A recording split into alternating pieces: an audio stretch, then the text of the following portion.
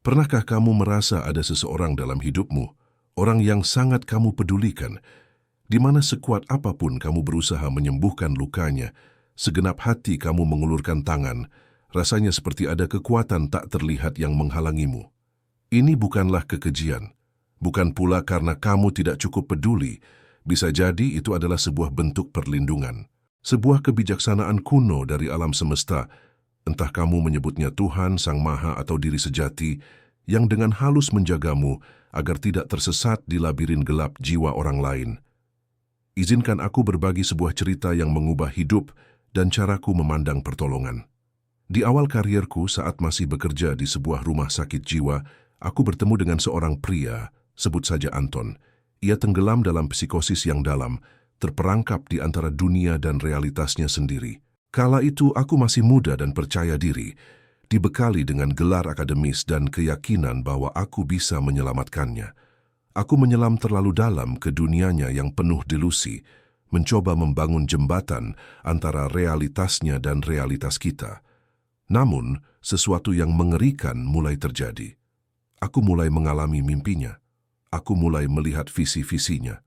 Pikiranku sendiri mulai tercabik, terkontaminasi oleh kegelapan dari alam bawah sadarnya yang belum terintegrasi. Suatu malam aku terbangun sambil berteriak, yakin bahwa makhluk-makhluk arketip mengejarku.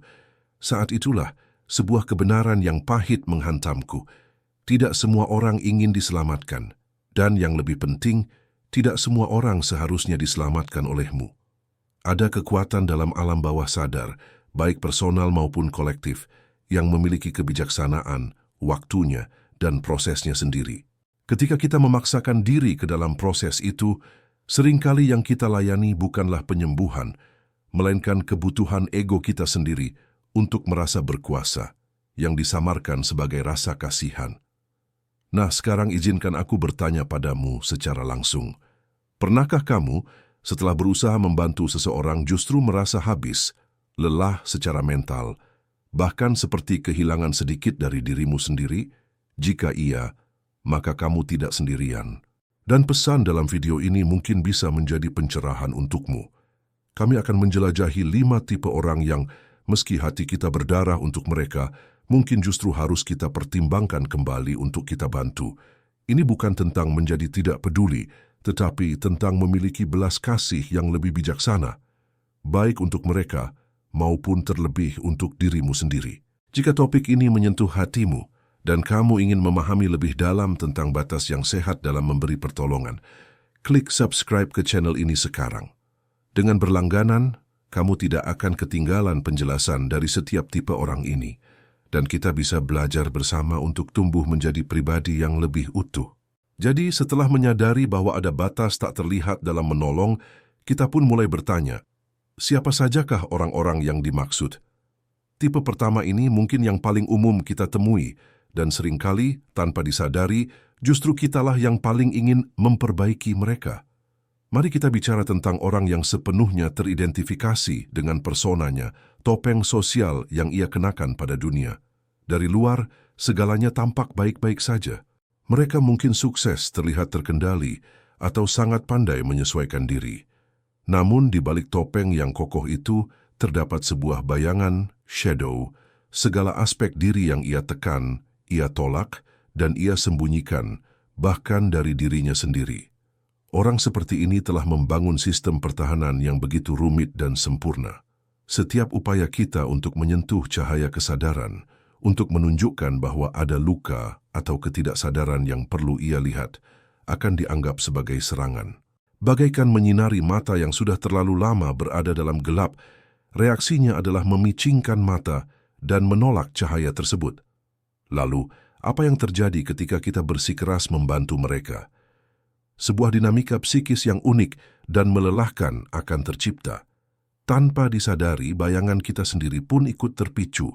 Kita mulai memproyeksikan semua hal yang belum kita terima dalam diri kita sendiri ke atas mereka. Terciptalah sebuah dansa proyeksi, di mana kedua pihak saling memantulkan ketidaksadaran masing-masing. Hubungan ini menjadi seperti dua orang yang berteriak, tetapi tidak ada yang benar-benar mendengar. Mengapa ada semacam himbauan halus dari alam semesta untuk tidak memaksakan bantuan pada mereka? Jawabannya sederhana namun dalam. Proses kebangkitan kesadaran adalah panggilan internal, bukan paksaan eksternal. Setiap jiwa memiliki waktunya sendiri. Proses menjadi diri yang utuh atau individuasi adalah sebuah perjalanan yang harus dimulai dari dalam. Ketika kita mencoba memutuskan kapan seseorang harus sadar, sesungguhnya ego kitalah yang sedang membesar. Kita bermain sebagai Tuhan kecil yang merasa tahu apa yang terbaik untuk orang lain, padahal kita melupakan kebijaksanaan alami dari jiwa mereka yang sedang bertumbuh dalam ritmenya sendiri. Saya telah menyaksikan banyak terapis dan orang-orang baik yang kelelahan dan frustrasi karena berusaha memaksa sebuah pencerahan yang belum waktunya. Energi psikis mereka terkuras habis dalam usaha yang sia-sia, seperti mendorong sebuah tali. Semakin keras kamu mendorong, semakin kuat pula ia melawan. Jadi, ketika kamu merasa frustrasi dan lelah karena mencoba membantu seseorang yang sama sekali tidak ingin melihat cahayanya sendiri, ingatlah, itu adalah sebuah tanda. Bukan tanda bahwa kamu gagal, tetapi tanda bahwa energimu mungkin lebih baik dialirkan untuk memperkuat cahayamu sendiri. Tugas kita bukanlah untuk menyalakan kesadaran orang lain dengan paksa, melainkan untuk memegang teguh cahaya kita sendiri, melakukan pekerjaan internal kita, dan mempercayai bahwa setiap jiwa akan terbangun tepat pada waktunya. Dan sekarang kita tiba di sebuah wilayah emosional yang sangat kompleks, di mana batas antara membantu dan terseret arus bisa menjadi begitu kabur. Jika tipe pertama mengajarkan kita tentang waktu yang tepat bagi sebuah jiwa, tipe berikutnya menghadapkan kita pada pola relasi yang bisa menguras habis tenaga kita setetes demi setetes. Bayangkan seseorang yang seolah terus-menerus terpuruk dalam penderitaannya sendiri. Setiap krisis teratasi, langsung muncul krisis lainnya. Kau memberikan segalanya, memberikan telinga, saran, dan dukungan emosional, namun tidak pernah ada perubahan yang nyata. Kau mungkin mulai merasakan frustrasi yang diam-diam, diikuti rasa bersalah karena merasa frustrasi. Bagaimanapun juga, orang ini benar-benar terlihat menderita, bukan? Disinilah kita menemukan orang yang seringkali tanpa disadari tidak menggunakan bantuan untuk bertransformasi, melainkan untuk memperkuat identitasnya sebagai korban. Penderitaan yang tulus memang ada, dan kasih sayang sangatlah diperlukan. Namun yang saya maksud di sini adalah sesuatu yang lebih dalam. Ketika posisi sebagai korban menjadi pusat kepribadian seseorang, dia tidak mencari solusi, dia mencari audiens untuk dramanya. Dan tanpa disadari, ketika kita bergegas menyelamatkannya, kita menjadi pemain pendukung dalam lakon itu. Saat mencoba membantu, kau terseret ke dalam apa yang disebut segitiga dramatik. Pada awalnya, kau mengambil peran sebagai juru selamat. Dia, tentu saja, adalah korban. Namun hukum tak tertulis dari segitiga ini adalah peran yang tidak pernah tetap. Suatu saat, ketika bantuanmu tidak menghasilkan perubahan yang dia inginkan, karena tujuan bawah sadarnya memang bukan perubahan, kau akan secara halus berubah menjadi penindas di matanya. Kau tidak mengertiku, kau tidak lagi peduli, menjadi tuduhan halus yang membuatmu merasa bersalah dan semakin terjerat. Ini adalah siklus yang melelahkan. Kau memberi dan memberi, namun tidak pernah ada gerakan nyata menuju penyembuhan. Yang ada hanya kan krisis baru, drama baru, alasan baru mengapa dia tidak bisa melangkah. Sementara itu, energi hidupmu terkuras. Kemampuanmu untuk hadir bagi proses pertumbuhanmu sendiri melemah. Kau mulai kehilangan sukacita dan rasa jengkel yang dalam mulai tumbuh. Dan inilah kebenaran yang sulit. Membantu seseorang yang menolak untuk bertanggung jawab atas hidupnya bukanlah bantuan sejati. Itu adalah kodependensi yang disamarkan sebagai kasih sayang. Kita menjadi bagian dari sistem yang justru menjaga mereka tetap tenggelam. Lalu, ada tipe lain yang terkait erat, pengisap energi. Meski istilah ini populer, esensinya sering tidak dipahami. Orang ini hidup dalam keadaan defisit energi kronis. Alih-alih melakukan pekerjaan internal untuk terhubung dengan sumber kekuatan mereka sendiri, mereka mengembangkan pola bawah sadar untuk menyerap energi dari orang di sekitarnya. Seperti lubang hitam psikis, segala sesuatu yang mendekati medan gravitasinya tersedot. Kau memberinya perhatian, waktu, dan dukungan emosional, namun tidak pernah ada rasa cukup, tidak pernah ada kepuasan, tidak pernah ada aliran balik timbal balik yang menandai hubungan yang sehat. Setelah berinteraksi dengan mereka, kau merasa lelah secara mental dan emosional, seolah-olah mereka telah menyedot cahaya darimu. Ini adalah tanda bahwa batasan energimu telah dilanggar. Membantu mereka tanpa batas bukanlah sebuah kebajikan, melainkan sebuah kelalaian terhadap diri sendiri. Energimu adalah sumber daya yang berharga untuk perjalanan hidupmu sendiri, dan mengizinkannya terus dikuras hanya akan menghalangimu untuk bersinar sepenuhnya. Dari pola-pola yang terlihat jelas, kita masuk ke wilayah yang lebih halus dan berbahaya. Jika dua tipe sebelumnya masih bisa dikenali dari drama yang mereka ciptakan, tipe berikutnya justru bersembunyi di balik permintaan tolong yang tampak tulus. Inilah si manipulator psikologis, seorang yang menyamar sebagai jiwa yang membutuhkan. Yang membedakannya adalah kecanggihan strateginya. Orang ini telah mengembangkan apa yang bisa disebut bayangan yang penuh perhitungan. Bukan berarti dia secara sadar jahat. Lebih sering, ini adalah pola bertahan hidup dari masa kecil yang kini berjalan secara otomatis di alam bawah sadarnya. Dia memiliki kemampuan yang hampir seperti radar untuk mendeteksi luka, kompleks, dan kebutuhan emosional kita yang belum sembuh. Jika kita memiliki keinginan kuat untuk menjadi penolong, dia akan muncul sebagai korban sempurna yang hanya bisa kita selamatkan. Jika kita takut ditinggalkan, dia akan mengancam akan pergi tepat saat kita paling terlibat secara emosional. Interaksinya selalu membuat kita merasa bertanggung jawab atas kebahagiaannya, sementara kita sendiri merasa semakin hampa. Mengapa dia sangat berbahaya? Karena dia bermain di tingkat arketip. Dia mengaktifkan dalam diri kita pola-pola kekuatan psikis kuno, juru selamat, martir, atau orang tua yang mengasuh. Begitu pola-pola ini aktif, kesadaran kita terdesak. Kita tidak lagi bertindak dari nalar jernih, melainkan dirasuki oleh kekuatan bawah sadar ini. Dalam keadaan seperti ini, kita bisa membuat keputusan yang justru merusak jalan hidup kita sendiri. Setelah setiap pertemuan dengannya, kita sering merasa bingung dan kelelahan yang tidak wajar, seolah-olah kita baru saja melalui pertempuran psikologis yang tak terlihat. Itu adalah sinyal dari diri sejati kita, sebuah peringatan bahwa sesuatu yang vital telah diganggu. Dan akhirnya kita tiba pada tipe yang paling menyedihkan dan paling sulit untuk diterima. Orang yang sepenuhnya mengidentifikasikan diri dengan kegelapan. Ini bukan sekadar tentang memiliki sisi bayangan. Kita semua memilikinya.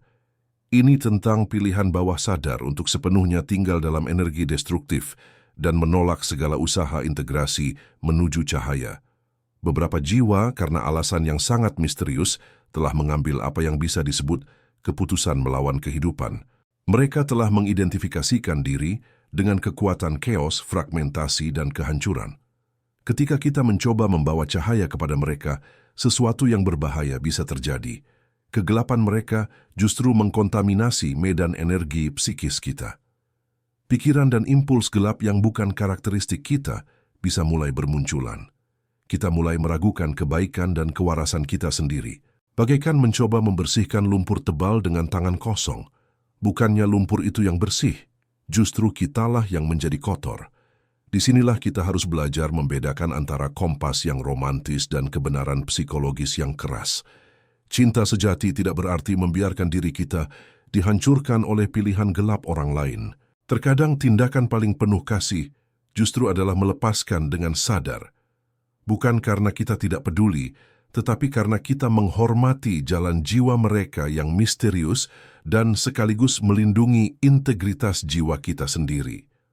Melepaskan dengan keyakinan bahwa ada kekuatan yang lebih besar yang memahami skala waktu jiwa yang tidak bisa kita pahami.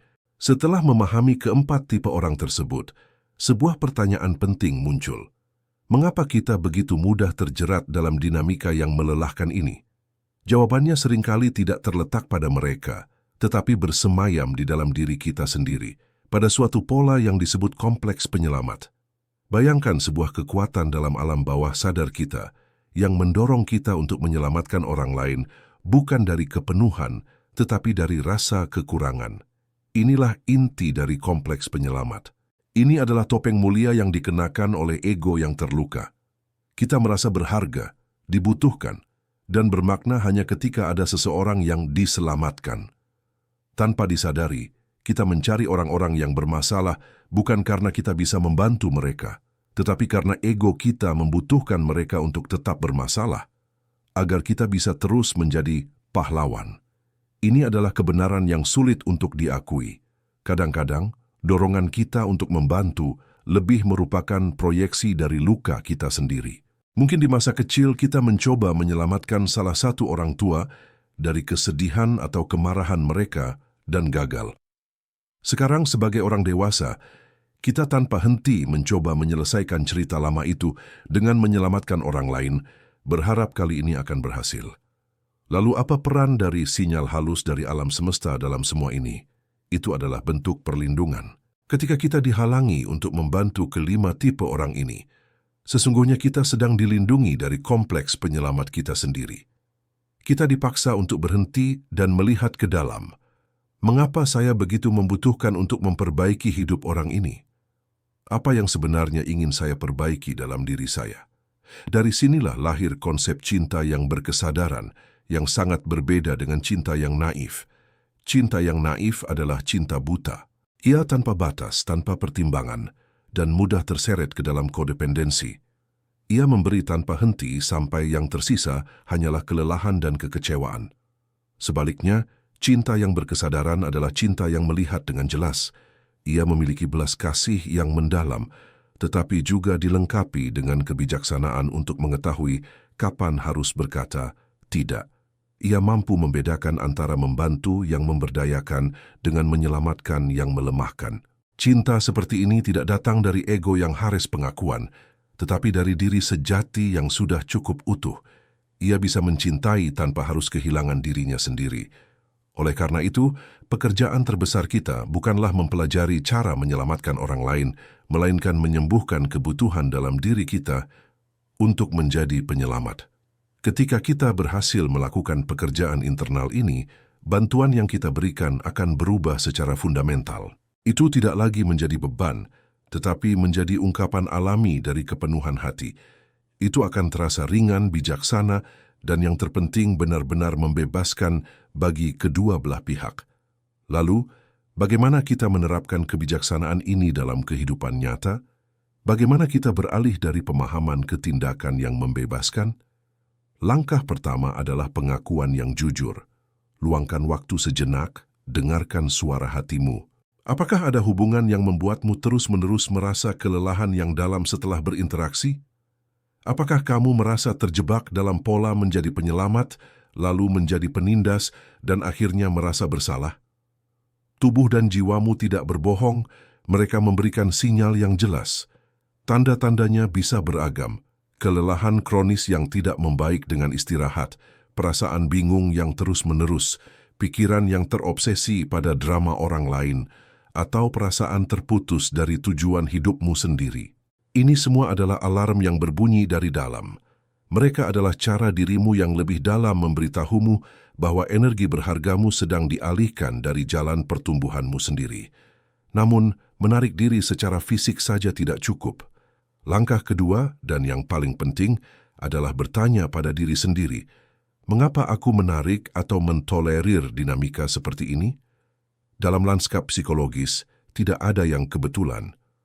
Orang-orang ini mencerminkan sesuatu dalam diriku yang belum terintegrasi. Mungkin itu adalah kebutuhan untuk diakui sebagai orang baik, ketakutan akan ditinggalkan, atau aspek bayangan diri sendiri yang aku tolak untuk aku akui.